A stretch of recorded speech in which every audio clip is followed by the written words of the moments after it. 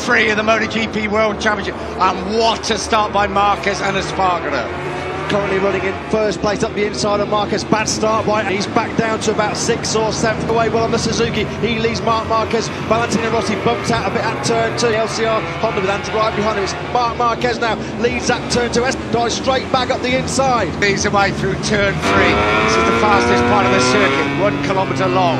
So they come down towards turn 5. They can all be racing, perhaps not for long. The extra horsepower of our Honda just races past.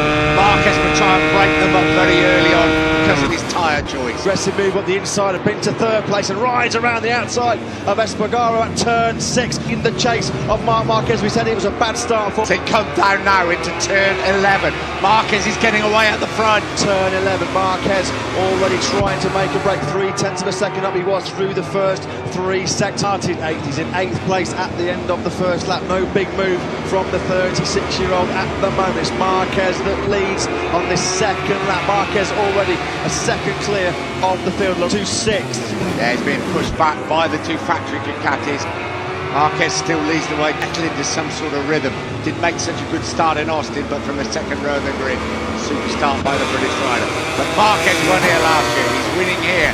This race may be decided in the last 5 laps. That was just to start that latest Espargaro one, because somebody was out wide there coming through turn 7.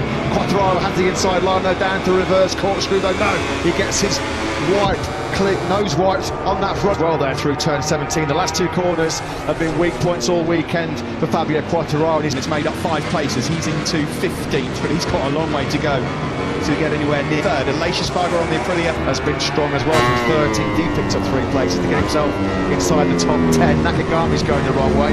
He's 5 places from 20. He's already in the points in 15. He made a good start. Rossi down into turn 14 then on lap number 2. And it's bagnaia, the pole man, that has the advantage now. Now wine time. 5 riders that have been mentioned a lot over the last 24 hours are all in the top 5. On Quartararo, then he's down to 8. Completely the wrong way in a Moto GP battle. Just going to give it back to him on the brakes into the first corner. That's going to be tight. That is tight. That's Marques out front. He's expecting a top 10 of himself. Another gap back to Fabio Quartararo. He's losing 48.6, which was only a whisker slower than bagnaia. It's just now, of course, he's got to try and find his way back onto this lead battle without a rider who comes into this with 2 top 8 finishes in his back pocket. He's on the grids. Yeah, I suppose the jury's out on Rinder's prospects about how much further he can overstress. Maybe that rear tyre overheating in these hot ambient temperatures, hot track conditions as well, particularly on the left side when you come dry grip as well. So that may well be a problem that Alex Rins encounters late on. Bagnaia so far so good, but there's him at the end of races traditionally in 2020. Marques lost Marques' backyard. Now it's a role reversal. We're in Pecco's backyard, and Marques wants to spoil Bagnaia's corner. We've lost places to Rins and Quartararo already. Bagnaia's been in this position before. In Aragon to try and beat the Ducati man on home turf last time out. Can he exact revenge here on Bagnaia in his home Grand Prix? And then through the fast kink all year long we've heard Mark with that sort of 5 or 6 bike lengths. Bagnaia's able to know. What a resolute race he's running so far. Absolutely sound. This man has been in a class of his own. Yeah, the 25-year-old rush, some emotion. It really is, especially after what happened to him over the last 2 races in Brno. And what a response this has been. 25 points are so precious at this moment. Dovi has gone through on the... Not get through on Rossi. Rossi in turn, trying to find a way through on Pecco. Control, but he's lost a second. He's going to have a proper bite at Valentino Rossi. Mir's going to have a pop. Is he going to be close? I don't think since those 2 maximum 50. Astonishing. Would be a handful of points. Valentino Rossi there. He just lost half a tenth maybe into turn 8. What I can tell you is we are going to have another in MotoGP for 2020. Whatever happens here. And Valentino Rossi. This would be so circuit.